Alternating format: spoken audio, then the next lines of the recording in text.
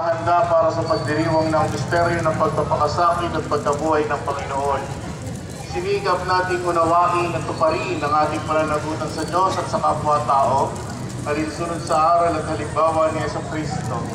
Kaysa na buong simbahan, sinisimulan natin ngayon ang mga mahal na araw. Si Kristo ay matagumpay na pumasok sa kanyang lungsod upang tuparin ang kanyang gawain bilang Mesiyas, ang magpakasakit, mamatay at muling mabuhay para sa ating kaligtasan. Taimtim nating sariwain sa alaala ang kanyang pag-aalay ng sarili para sa atin at sundan natin siya ng may buhay na pananampalataya. Kaysa niya sa pagdurusa sa krus, tayo nawa ay makisalo sa pagtatagumpay niya sa kamatayan at sa kanyang bagong buhay. Makikitaas po ang inyong mga palaspas.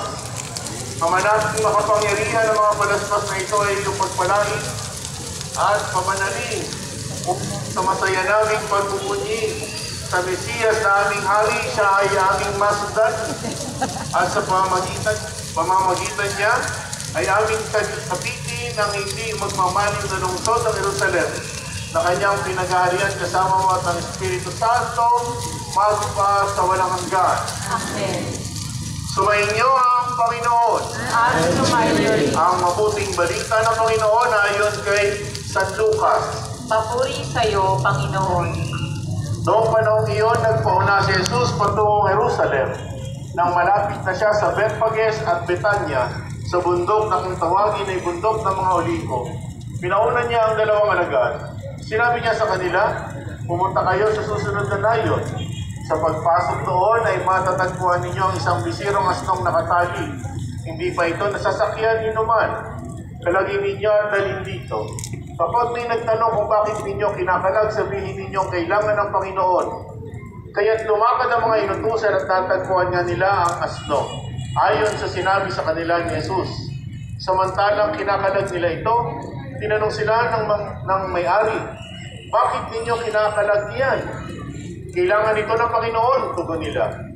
Dinala nila kay Jesus ang asno at matapos isapin sa likod nito ang kanilang mga balabal, siya ay pinasakay nila. Nagpatuloy si Jesus sa kanyang paglalakbay at sa kanyang daraanan naman ay inilalatag ng mga tao ang kanilang mga balabal. Nang malapit na siya, palusong na sa libis ng bundok ng mga Olivo, nagsigawan sa galak ang buong pangkat ng mga alagad at malakas na nagpuri sa Diyos dahil sa mga kababalagang nasaksiyan nila. Ang wika nila, purihin ang hari na dumarating sa ngalan ng Panginoon. Kapayapaan sa langit, purihin ang Diyos. Sinabi sa kanila ng ilang pariseyong kasama ng karamihan, Guro, sawayin mo nga ang iyong mga alagad. Sumagot siya, sinasabi ko sa inyo, kapag tumahimik sila, ang mga bato na ang sisigaw. Ang mabuting balita ng Panginoon.